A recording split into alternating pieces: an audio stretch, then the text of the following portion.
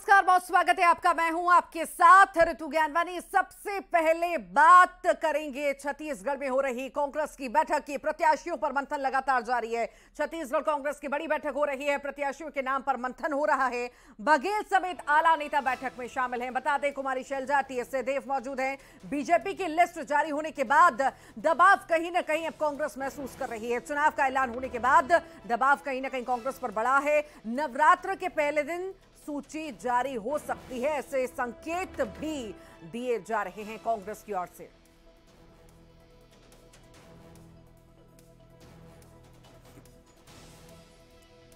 बैठकों का दौर लगातार जो है कांग्रेस में जारी है। आज की बैठक बहुत ही खास, बहुत ही अहम हम मान सकते हैं, और ये आखिरी जो है बैठक भी इसे कह सकते हैं चुनाव समिति की, क्योंकि 13 तारीख को जो है केंद्रीय चुनाव समिति की बैठक होगी और उससे पहले ये बैठक बहुत ही महत्वपूर्ण कही जा सकती है। नामों पर चर्चा मंथन जो है आज होगा और 13 तारीख को जो है नाम पूरी तरह से फाइनल हो जाएंगे। उसके बाद बस कुछ ही दिन और नवरात्र के पहले दिन सूची आ सकती है, लिस्ट कांग्रेस की आ सकती है। ऐसे पूरे कयास लगाए जा रहे हैं। अभी ये महत्वपूर्ण बैठक चल रही है, नामों पर चर्चाएं हो रही हैं, रणनीति तैयार की जा रही है, मंथन हो रहा है। इसमें दिग्गज शामिल है। सबसे पहले तो मुख्यमंत्री भूपेश बघेल शामिल है, साथ ही साथ कुमारी शैलजा शामिल हैं, उप मुख्यमंत्री टीएस सिंहदेव शामिल हैं और भी दिग्गज इसमें शामिल हैं। नामों पर मंथन कर रहे हैं, चर्चा कर रहे हैं। अब देखने वाली बात होगी कि आखिर इतना जो मंथन चल रहा है कांग्रेस में, क्या कुछ निकल करके सामने आता है, किनको जगह दी जाती है अपनी लिस्ट में।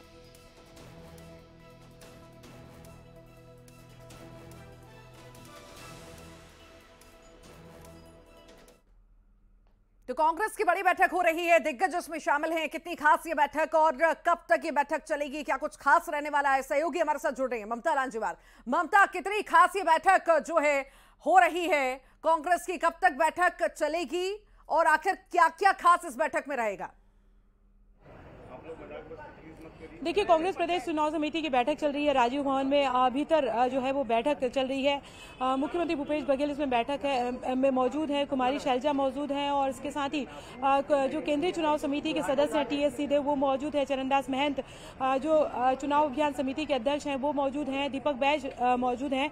तो लगातार मंथन चल रहा है। और दूसरी बात अगर हम बात करें तो कांग्रेस ने एक तरह से, छत्तीसगढ़ कांग्रेस से स्पष्ट कर दिया है कि जो सूची है, जो प्रत्याशियों की सूची है वो 15 तारीख को 15 नवंबर को लगभग जो है वो आएगी, क्योंकि उस दिन नवरात्रि का पहला दिन भी है। और एक तरह से कहें कि एक जो मिथ लगा रहता है कि पितृपक्ष में कोई शुभ काम नहीं करते हैं, तो ये एक तरफ से कहा जा सकता है कि फिलहाल कांग्रेस जो है वो पितृपक्ष में सूची नहीं जारी करना चाहती है। और वैसे भी 13 तारीख को अगर हम बात करें तो केंद्रीय चुनाव समिति की बैठक है, फिर स्क्रीनिंग कमेटी की बैठक के बाद में वहीं से सूची जारी की जाएगी। रही बात अगर हम बात करें तो प्रत्याशियों की, तो बीजेपी ने जो सूची जारी की है 85 प्रत्याशी अपने बीजेपी ने अभी उतार दिए हैं। 5 जगहों पे प्रत्याशी नहीं उतारे, जिसमें सबसे इंपॉर्टेंट सीट जो है वो अंबिकापुर की भी है।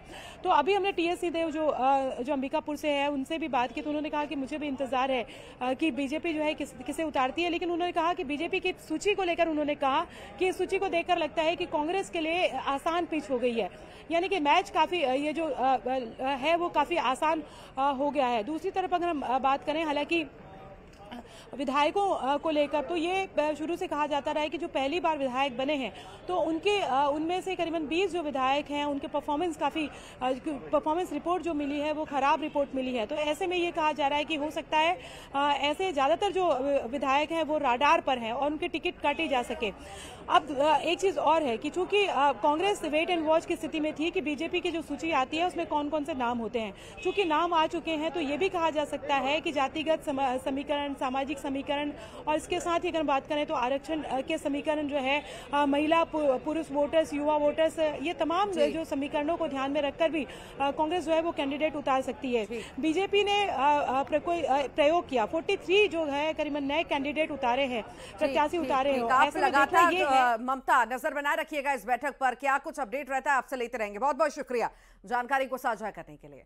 12 और 13 अक्टूबर को दिल्ली में कांग्रेस की केंद्रीय चुनाव समिति की बड़ी बैठक होने जा रही है। बता दें आपको, बैठक में मध्य प्रदेश, छत्तीसगढ़ की सीटों पर प्रत्याशियों के नामों पर चर्चा होगी। और इससे पहले 7 सितंबर को कांग्रेस CWC की बैठक हुई थी और करीब 103 सीटों पर उम्मीदवारों के नाम तय किए गए थे।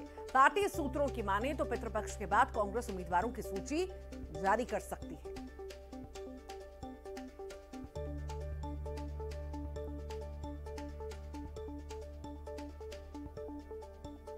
चुनाव डिक्लेयर हो गया है तो अब फाइनल स्टेजेस में जाना है। 2-4 दिन में हम सीईसी में भी जाएंगे तो उसकी तैयारी हो जाएगी। बीजेपी ने 85 के लिए जारी कर दिया, हम कैसे देखते हैं? वो अपने हिसाब से देख रहे हैं, लेकिन आपने ये भी देखा पहले इनकी पूरी लिस्ट लीक भी हुई या की गई या क्या चाहते थे ये। इतनी बड़ी पार्टी की ऐसे लिस्ट लीक होना तो इनकी कमज़ोरी है। भारतीय जनता पार्टी की पूरी तरह से कमज़ोरी है, हताश हैं ये, और इनके कैंडिडेट भी हताश हैं। छत्तीसगढ़ में कांग्रेस ने अभी अपने उम्मीदवारों का ऐलान नहीं किया है, लेकिन पार्टी नेता 75+ का दम लगातार भर रहे हैं। दूसरी तरफ बीजेपी के जारी प्रत्याशियों को फ्लॉप उम्मीदवार बता रहे हैं। प्रदेश कांग्रेस अध्यक्ष दीपक बैज ने एक बार फिर से 75 पार का नारा दिया। भारतीय जनता पार्टी को आप देखेंगे तो उनकी सूची में कोई नया नहीं है। वही पुराने चेहरे हैं जो पिछले 2018 में प्रदेश की जनता, क्षेत्र की जनता ने नकार दिया है। वो सूची आने के बाद भारतीय जनता पार्टी और उनके पूरे कार्यकर्ता मायूस हैं। मतलब समझ जाइए कि भारतीय जनता पार्टी लगभग उस सूची आने के बाद क्लियर रूप से हार मान चुकी है। और कांग्रेस हम लोग शुरू से कहते आ रहे हैं कि 75+ रहेंगे, और हम लोग की सूची आने के बाद देखिए निश्चित रूप से अच्छा रहेगा और 75+ सीट जीत के हम लोग आएंगे। तो वहीं बीजेपी प्रत्याशियों की दूसरी सूची जारी होने पर सीएम भूपेश बघेल ने एक बार फिर से बीजेपी पर निशाना साधा। उन्होंने कहा कि बीजेपी सिर्फ वंशवाद का आरोप लगाती है, लेकिन विपक्षी पार्टी में भी नेता रिश्तेदारों को टिकट दिया गया है। टिकट वितरण में सिर्फ रमन सिंह की चली है। ना उनके लिए एज क्राइटेरिया है, ना ही परिवारवाद का है। रमन सिंह और उसके भांजा अगल बगल की सीट में लड़ रहे हैं, ठीक है। बलिराम कश्यप के लड़के के यहाँ दिया गया है। और उसी प्रकार से जुदेव परिवार को देख लीजिए, बहू भी मिला है, एक बेटे को मिला है और उसकी छोटी बहू को भी मिला है। फिर सुनीति राठिया शायद उसको भी मिला है क्या? सुनीति राठिया वो भी परिवारवाद से, तो कम से कम आधा दर्जन से ऊपर तो परिवारवाद का है। और ये लोग कहते रहे कि सब नया देंगे, लेकिन चला है तो रमन सिंह का, रमन सिंह की चल रहा है, दूसरे किसी को नहीं चल रहा है। तो वहीं सीएम बघेल के बयान पर मुख्यमंत्री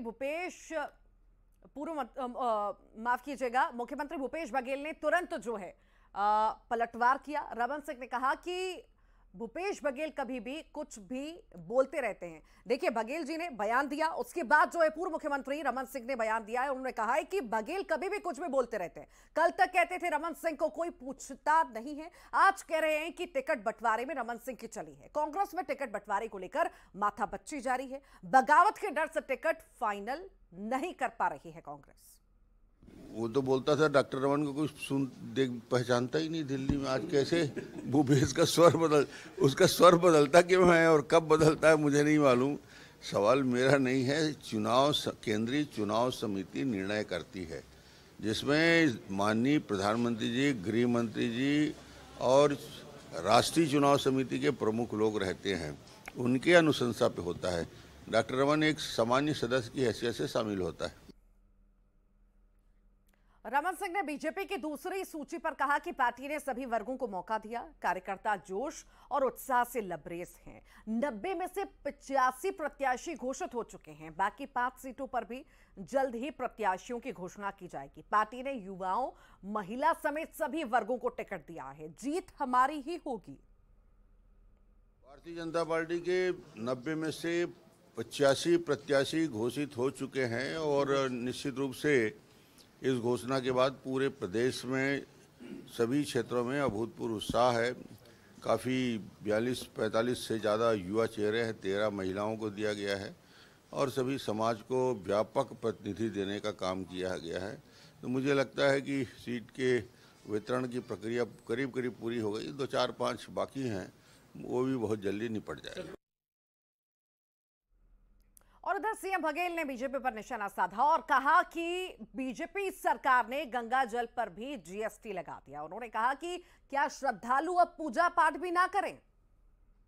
जैसे मतलब भारतीय जनता पार्टी बड़े धर्म की बात करती है और गंगा जल जैसे पवित्र जल में भी उसको पैसे कमाने की सूझ रहा, उसमें भी 18% दिया।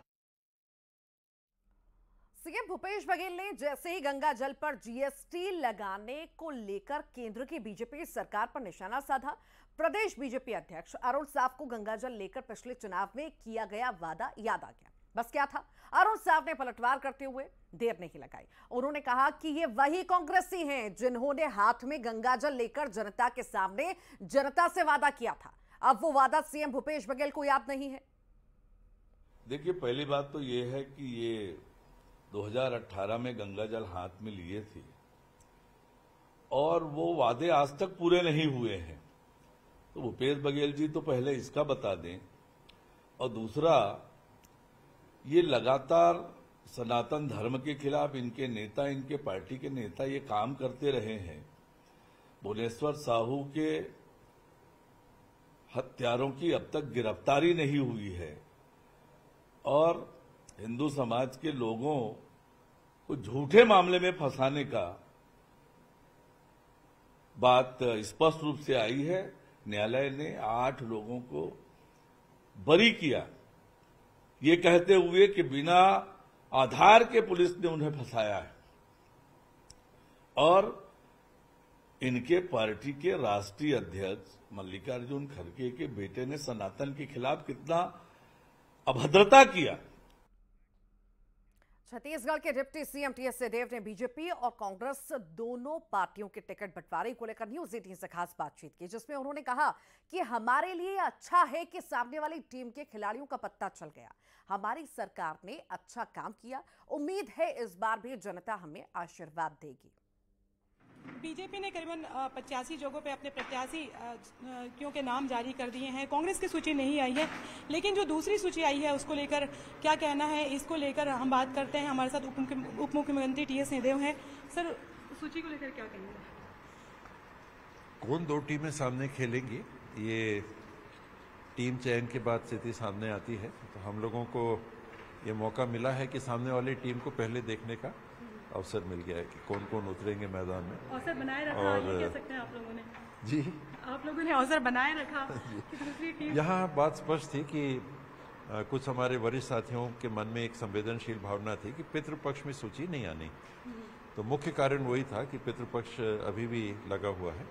जैसे ही पितृपक्ष समाप्त होता है, मेरे ख्याल से 13 तारीख को सेंट्रल इलेक्शन कमेटी की बैठक है, उसमें छत्तीसगढ़ के कम से कम पहले जो 20 सीटें हैं पहले राउंड के, ये तो 100% आ जाने चाहिए।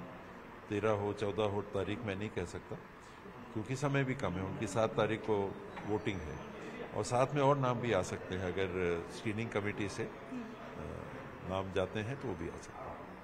तो अभी आप ये मान के चलते हैं कि जो दूसरी सूची देखने के बाद भी, क्योंकि ज़्यादातर जो कांग्रेस के लोग हैं वो खुशी जता रहे हैं कि उनको लगता है कि एक तरह से वॉकओवर ही मिल गया है, तो क्या आप ये मान के चलते हैं? वॉकओवर तो कभी नहीं मानना चाहिए। उपस्थिति रहती है, दोनों पार्टियों की अच्छी उपस्थिति है राज्य में। सरकार ने इस बार काम काफ़ी अच्छा किया है मेरे नज़र में, और वो कांग्रेस के पक्ष में वज नहीं पड़ेगा। दोनों टीमें हैं, दोनों टीमों में लोग हैं, अच्छे खेलने वाले हो सकते हैं, लेकिन जीतेगा कौन? ये वाली पिच मेरे को लगता है कि ये कांग्रेस के पक्ष वाली। हालांकि उन्होंने भी 43 करीबन जो है वो नए चेहरों को मौका दिया है, तो क्या आपके सामने भी एक चुनौती बनती है नए चेहरों को मौका देने की? क्योंकि आपके दिक्कत तो होती है, हमेशा दिक्कत होती है। जो साथी हैं उनमें से नया पुराना करना एक कठिन निर्णय होता है, इसमें 2 बात नहीं है। फिर भी प्रयास है कि निष्पक्ष, यथासंभव जितना निष्पक्ष आदमी हो सकता है, निष्पक्ष होके जो सर्वे आ रहे हैं उन सर्वे के आधार पे जो बेस्ट चांस जिनका है उनको देना, चाहे वो नए हों, चाहे पुराने हों, चाहे महिला हों, चाहे युवा हों, जिनके जीतने की सबसे अच्छी संभावना हो। सर, ये कहा जा रहा है 50 सीटों पे सिंगल नाम होंगे। सिंगल नाम तो 90 पे होंगे। लेकिन अभी तो ये एकदम तय हो गया एक तरफा की 50 पे। आंकड़ा तो मैं नहीं कह सकता, लेकिन मानना चाहिए अब तो एडवांस स्टेज हो गया चयन की प्रक्रिया का। और प्रदेश इलेक्शन कमेटी तो एक सीढ़ी है, उसके ऊपर स्क्रीनिंग कमेटी है। स्क्रीनिंग कमेटी से जब नाम जाएंगे तब संख्या पता चलेगी।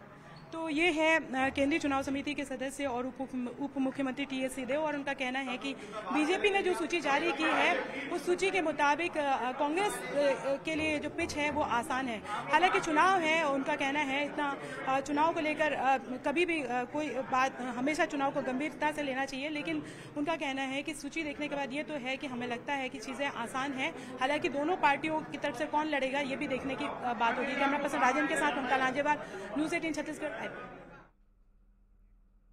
और इसी बीच बड़ी खबर की बात करेंगे। छत्तीसगढ़ में बीएसपी की लिस्ट आ चुकी है। 17 प्रत्याशियों के नाम का ऐलान किया गया है। जी हां, नरेंद्र साहू भटगांव से, इनोसेंट कुजूर पत्थलगांव से, नारायण रत्नाकर सारंगढ़ से, सत्यावती राठिया रामपुर से, जय नारायण किशोर सरायपाली से, सुफल साहू खल्लारी से, लालचंद पटेल कुरूद से, चेतराम राज पंडरिया से, बहादुर कुर्रे डूंगरगढ़ से, जालम सिंह भानु प्रतापपुर, दिनेश कुमार केशकाल, गिरधर नेताम कोंडागांव, रामधर बघेल बस्तर से, वहीं संपत कश्यप की बात करें तो ये जगदलपुर से, वहीं अजय कुडियम बीजापुर से, मासा मटकामी कोंटा।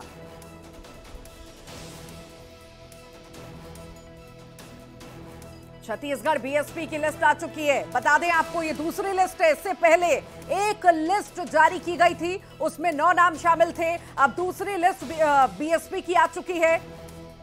ये बड़ी खबर इस वक्त आपको बता रहे हैं। दूसरी लिस्ट बीएसपी ने छत्तीसगढ़ में जारी कर दी है। तो चुनावी मैदान में उतरने को बीएसपी भी तैयार है, अपनी तैयारियों में लगातार जुटी है। बता दें, कल ही चुनाव का ऐलान हुआ और ऐलान के दूसरे दिन ही 17 प्रत्याशियों के नाम का ऐलान जो है बीएसपी ने कर दिया है।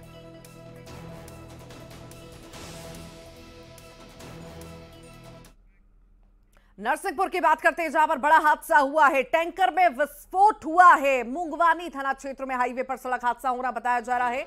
ज्वलनशील पदार्थ से भरे टैंकर में विस्फोट की खबर है। लखनादौन से नरसिंहपुर ये टैंकर जा रहा था।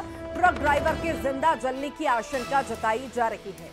ये तस्वीरें, भयावह तस्वीरें, ये आपके सामने हैं। नरसिंहपुर की तस्वीरें इस वक्त आपको हम दिखा रहे हैं। ये एक्सक्लूसिव तस्वीरें इस वक्त आप देख रहे हैं।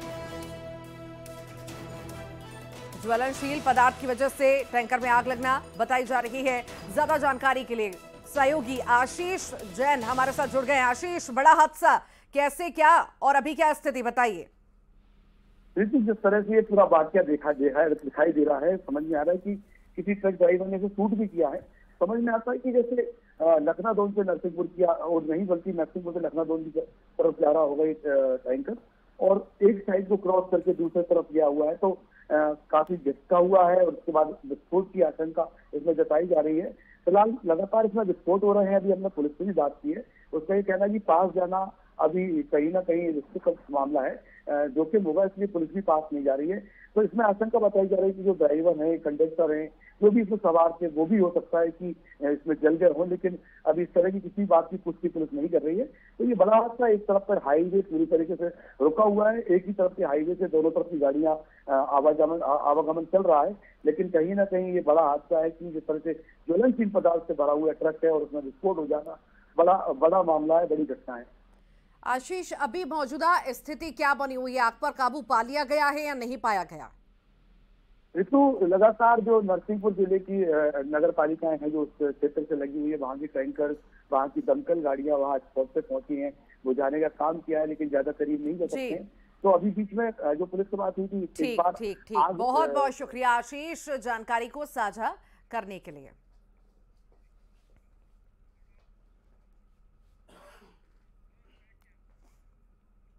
और इसी के साथ ही फिलहाल के लिए बुलेटिन में इतना ही।